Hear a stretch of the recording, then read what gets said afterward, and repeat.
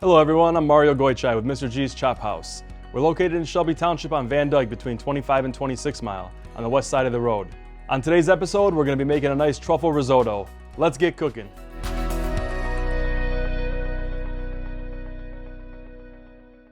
All right, the ingredients that we're going to need for today's risotto is going to be a little bit of diced up shallot. Of course, our favorite. We have some nice butter here. Also a little bit of olive oil, white wine, nice short grain risotto rice, which is risotto that's from Italy. Salt and pepper like always. You always need to season properly. Then we also have some Parmesan to finish the dish off, along with a little bit of, this is kind of a treat here, but we have some chopped up black truffle that we're going to use at the end. And a little bit of herbs like always as well. To get started on your risotto, follow me. We're going to head over here. I have a preheated saute pan. So we have the saute pan around medium heat right now. Going to add a little bit of olive oil. This is going to help to cook off our shallots. So we're going to add some olive oil right now. Don't got to be shy. A couple nice tablespoons in there. We're adding our shallots. You can hear that nice sizzle. You don't want to burn it. You don't want to really get too much color. You really just want this to be a nice translucent. So if you think the heat's a little too high, you can always turn it down. As this is cooking down, it might take a good 60 seconds. So this is really just going to release the sweetness from the shallot. It's going to be translucent, which means that it's going to be cooked all the way through. When you're eating your risotto at the end, you really don't want to bite into your risotto and taste the chunk of shallot or garlic or onion, whatever you choose to use. You really want to make sure it's nice and soft and tender, just like your rice is going to be. So that's almost there. It's getting very, very, very light color on it. So it means that we're almost there. Now what we're going to do, we're going to add in a knob of butter here. This is going to give the flavor to not only the shallots that are in there cooking, but also to our rice. The next step is going to be, once the butter starts melting, we're going to add the rice in. We're going to allow that rice to get toasted. So that's going to bring out a nice depth of flavor in the rice. Also maybe a little bit of color. So let's see what we get here.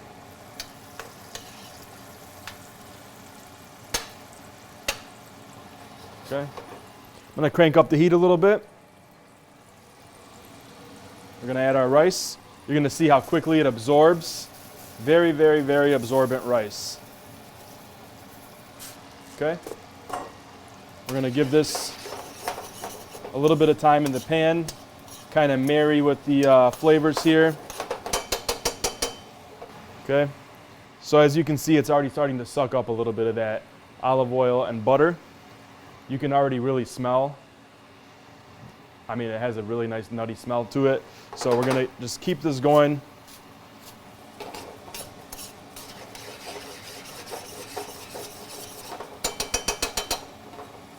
Risotto is kind of a process, so we're going to take you through it here.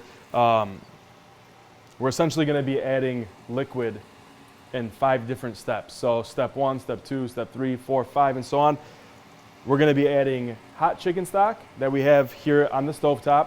And then when the risotto sucks that up, we're going to do a little bit of wine. And then we're going to repeat the process the whole way through. So we're getting close here. The risotto is getting nice and toasted. I can smell it. It's super fragrant at this point. So what we're going to do, we're just going to deglaze. We're going to deglaze with a little bit of white wine. You can use any kind of white wine that you like. Right now, we're using a Chardonnay. It's unoaked, so it doesn't really have too strong of a flavor. It's kind of neutral, which I think works out really well for this dish. So we're going to put our white wine in. And this is where the process begins. So as you see, I'm stirring it. And I don't know how good you can see it, but you're going to see some of the starch actually coming out, and it's going to start becoming creamy here in the pan. And actually, in real time here, you can see how quickly it soaked up that white wine. And now, if you move your spoon here across the risotto, you kind of get that line at the bottom of the pan. That means it's ready for the next step. So we're going to add the stock. Okay? So here goes some nice hot chicken stock. And we're gonna do roughly the same amount of stock as we did white wine.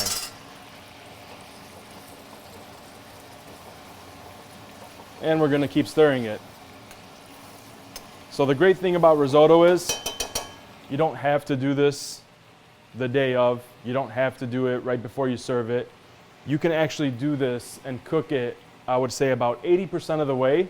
So that way, let's just say if you want to cook it 80% of the way, you can chill it, store it in your fridge. The next day you pull it out. All you really have to do is hit it with some more of that hot chicken stock and bring it up to the proper doneness. So this is really something that you can make a day ahead, 2 days ahead, have it in your fridge, and then you can make it really however you want. It's a really versatile dish. So this is really just a base for me. Like if I wanted to cook a dish and say, hey, I want to do risotto caprese. I want to add some fresh mozzarella balls and some tomatoes at the end and toss it in there. You can make risotto caprese. If you want to do something with short ribs, you can add some pieces of short ribs in there and finish it off with maybe a little bit of caramelized carrots. I mean, this is just a base. It's kind of like saying pasta. You can make it 1,000 different ways. So you can hear it over here. It's sucking it up. It's, the pan's starting to get a little bit dry. So we're gonna go ahead and we're gonna add some more stock now.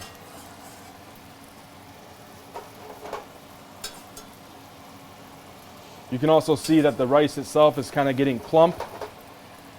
It's just sucking up all that nice chicken stock.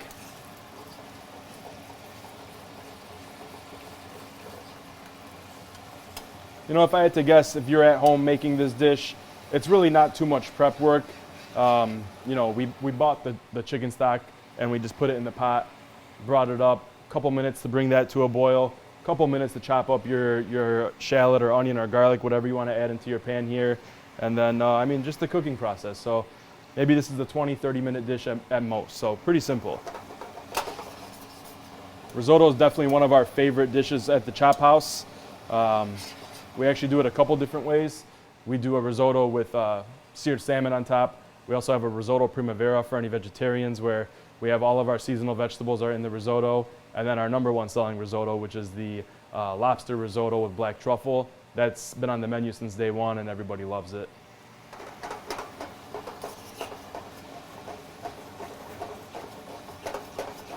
So here we go. This is starting to become really nice. Has a really nice consistency to it. It's almost ready for the addition of some more stock here. And I would say that we're about halfway through. So now that we've added our chicken stock in here and we've stirred it, we've done this about 3 times now.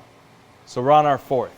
So essentially, you're gonna keep doing this until your rice is thoroughly cooked, okay? So we're gonna add a little bit more here. And this is really where you can see the consistency of the rice. And the more that you stir it, I feel like the more of the creaminess comes out. So,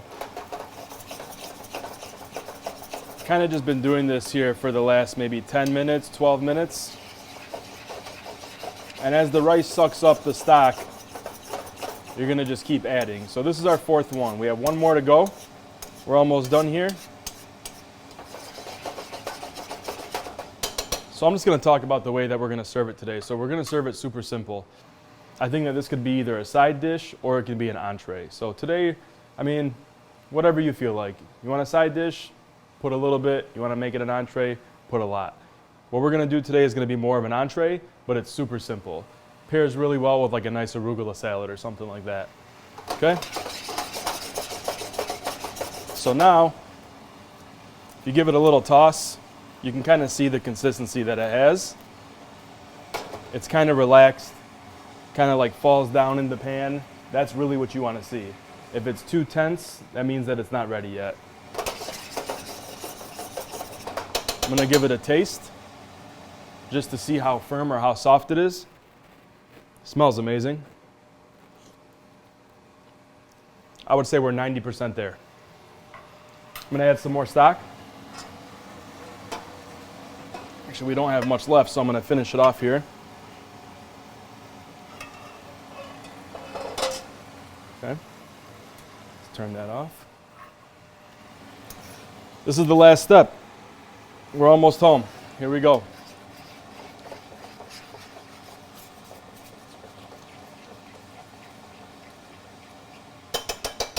so it's kind of redundant, but this is really important where you're kind of building these layers of the starch. And it's almost like a sauce, even though it's not a sauce, kind of has that consistency to it.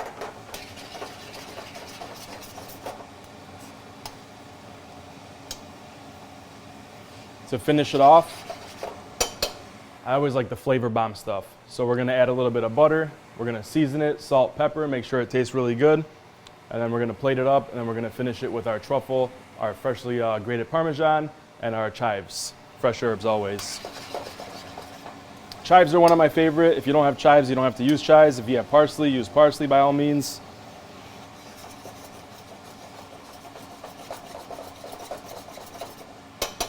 Okay, looks like we're about a minute away. So now I'm gonna add the butter.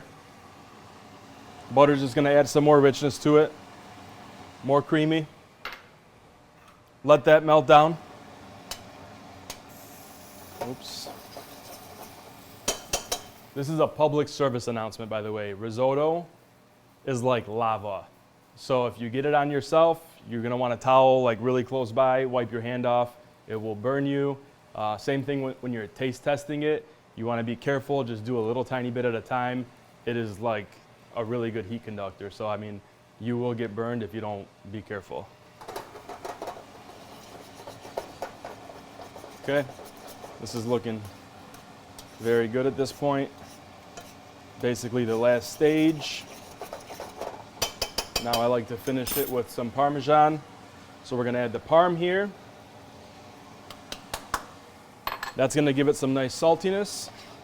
As with pasta or as with other dishes where we put the Parmesan in at the end, it kind of builds that body. It kind of just makes the sauce a little bit richer, gives it some thickness. I know a lot of times people like to put mascarpone cheese. That's another one that goes really well in this dish. As you can see, it's coming together now. Super rich and creamy. It's almost where we want it. Maybe another 30 seconds and we're ready to plate. I'm gonna taste for seasoning here.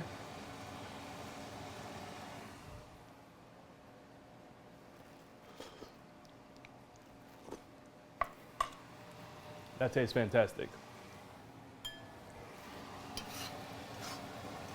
Now, like I said, when you kind of put your spoon and scrape it across the pan, you should be able to kind of see that divide. That's showing you that the liquid is kind of leaving the pan. It's getting sucked up. So it looks like we're about ready. I don't like my risotto dry. I prefer it a little bit more on the wet side because as it sits, it'll firm up itself and it'll become kind of dry. So when I serve it, I like it to be a little bit more of that soupy consistency, but it will soak all that up. So I'm gonna turn off the heat now.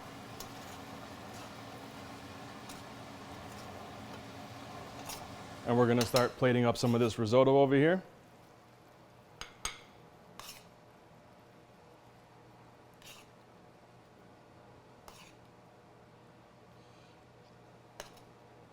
So you can see that it has integrity because it's not all falling flat. If it fell flat, it would mean that it's just too loose, it's too watery, but this has some nice body to it. So we're gonna keep going because I think I'm gonna eat all of this.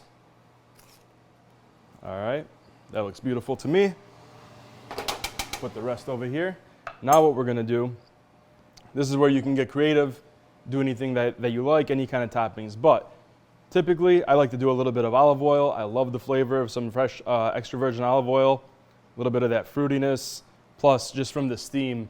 Another great thing about risotto is whatever you put on top of it, you're gonna smell it. It's just gonna permeate the air because risotto is so hot, like I mentioned before. All that steam kind of just, whatever you put on there, it amplifies the smell of it. So now we're gonna do some Parmesan Reggiano, freshly grated on top. Beautiful. A little bit of fresh chive here, which is one of my favorites, like I said. Okay, and now we're gonna give it a little bit of this black truffle sauce, which is essentially chopped up black summer truffle in olive oil. So you don't really want to cook it because it's so delicate that it will, I guess we'll say, it'll lose a lot of its flavor. So we want to see it with our eyes. We want to see the beautiful black color there. And then you really want to smell that. We're going to take a little bit of a spoon here. I got my olive oil. I got my black truffle.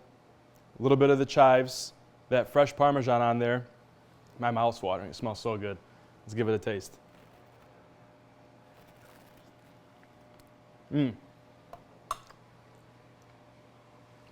Perfect dish. Truffle risotto. Come and get it. Thanks again for joining us today. We made a wonderful truffle risotto. I really look forward to seeing you next time. Join us again on Cooking with Mario. Thanks again for watching today, guys. If you like what you saw today on Cooking with Mario, go ahead and follow us, the Mitt TV on YouTube. Click on the notification bell and subscribe. I hope to see you again soon on Cooking with Mario.